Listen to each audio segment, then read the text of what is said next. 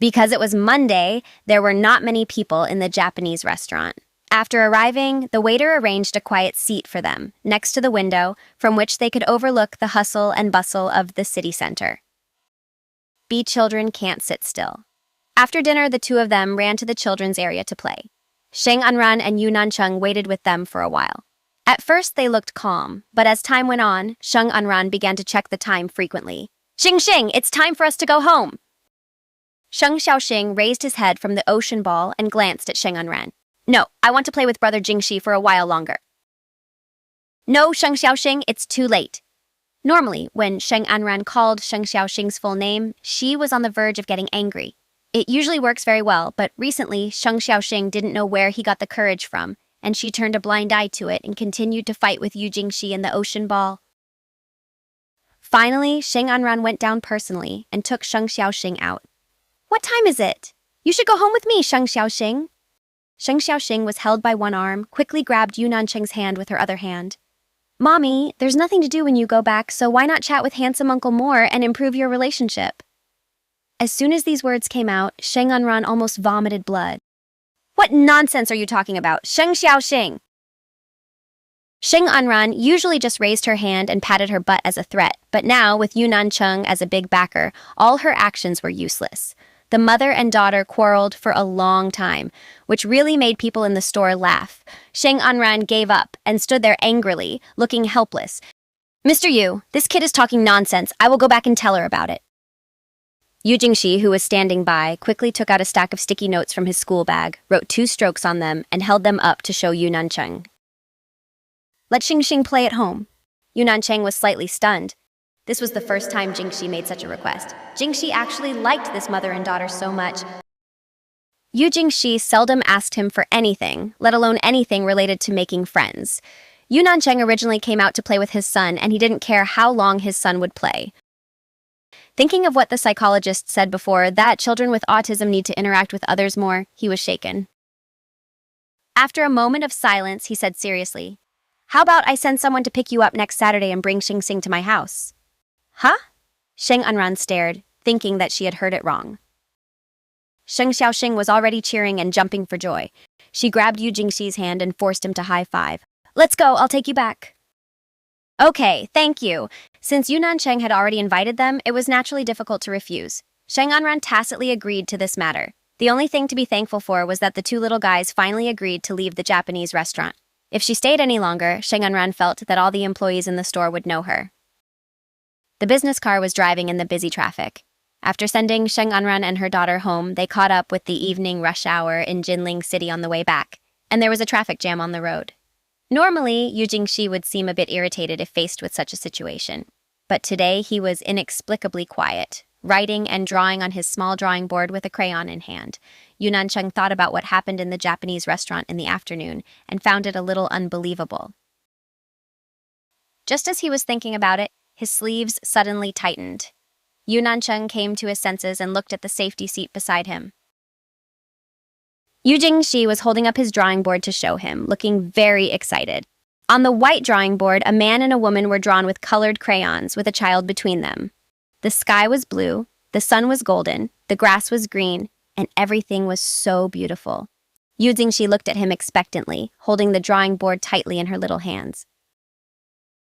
Yu Nancheng looked at the painting for a while, then asked hesitantly, Jingxi, do you want a mommy? Yu Jingxi nodded desperately, her face flushed, and she squeezed out 2 syllables with great effort. Mommy? The moment he heard these words, Yu Nancheng's expression froze, and even his eyes tightened. He was usually calm and composed, but now his voice trembled with disbelief. He hadn't heard Yu Jingxi speak a word since he had a high fever 3 years ago. This is the first time in 3 years. Jingxi, you spoke! It's been 3 years! He hadn't heard Yu Jingxi speak a word since he had a high fever 3 years ago. Yu Nancheng was upset for a long time before he gradually calmed down. He thought that maybe Jingxi envied the way Sheng Anran and Xiao Xingxing got along during the day and felt a little guilty. Before he decided to have a child, he was young and hot-headed. He just thought it was just a child to show his grandfather the job. But he didn't expect that he would really take it to heart later. If he had known this, he would never let such a little life come into this world alone and live in fear. He should have understood better than anyone how important a healthy family is. Thinking of this, he touched Zhuxi's head with a gentle look. Okay, Daddy will find you a mommy you like. Zhuxi laughed happily, with the corners of his eyes curved into crescent shapes. Zhuxi looked at him expectantly, holding the drawing board tightly in her little hands. Yunancheng thought about what happened in the Japanese restaurant in the afternoon and found it a little unbelievable. Zhuxi could explain his liking for Sheng Anran by saying that Sheng Anran had saved him once before, but what about her daughter? Although the girl was likable, he had seen his friends bring likable little girls and boys to interact with Zhuxi in the past, and he always looked uninterested. Last night, Sheng Anran was looking at the procedure form printed out by the fax machine, with 1,000 horses galloping in her heart. It's so troublesome to enroll in this private kindergarten. It even requires approval from government agencies. Are all the children in this school second-generation Reds? Because of this, Sheng Anran was so worried that she couldn't sleep all night. The next day, she went to work at the hotel and yawned all morning. Why is it so difficult to find a kindergarten for Xing? Seeing that the person coming was Yunancheng's assistant Zhou Fang, Sheng Anran was a little surprised. Assistant Zhou, why are you here? Shengtang Group is some distance away from the hotel where she currently works, and it takes a lot of effort to go back and forth. Manager Sheng, nice to meet you. President Yu asked this morning, when will you hand in the group event planning in 2 months? Sheng Anran was a little skeptical about Zhou Fang's words. Her probation period hadn't even ended yet, and her bet with Yunancheng hadn't been fully fulfilled. Wasn't it nonsense to tell her about what would happen 2 months later?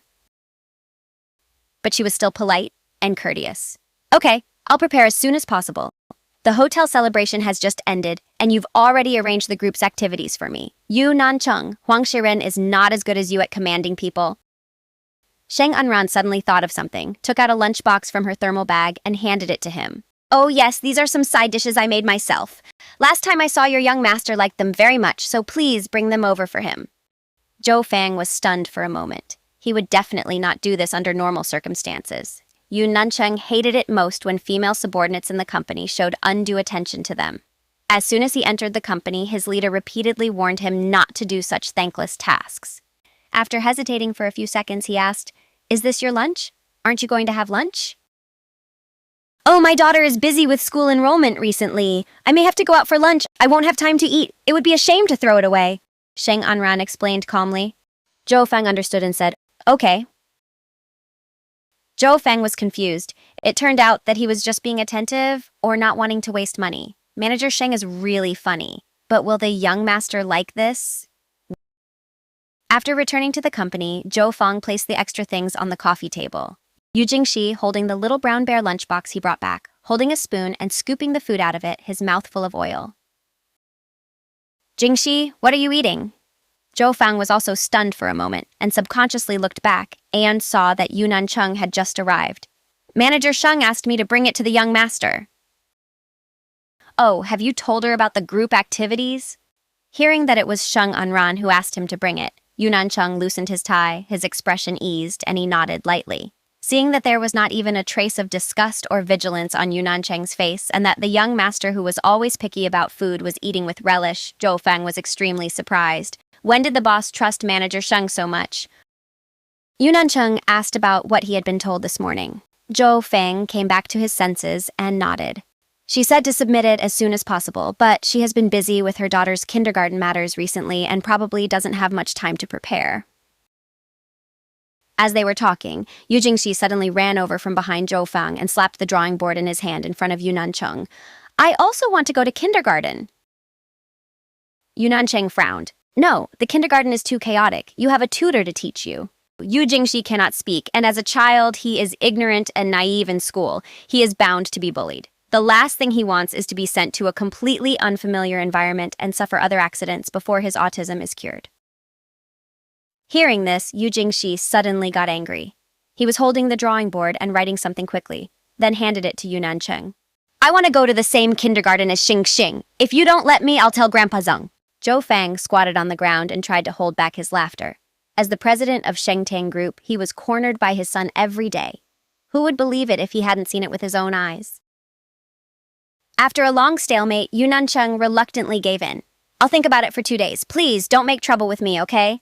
Yu Jingxi seemed dissatisfied with the answer, but the sound of a door opening interrupted his protest. Gao Yawen's tall figure walked in from outside and stood at the door with a smile. Nancheng, did I bother you? I made lunch for you and Jingxi. The moment he heard this sweet voice, Yu Jingxi suddenly shrank back and suddenly ran to the next lounge with his drawing board.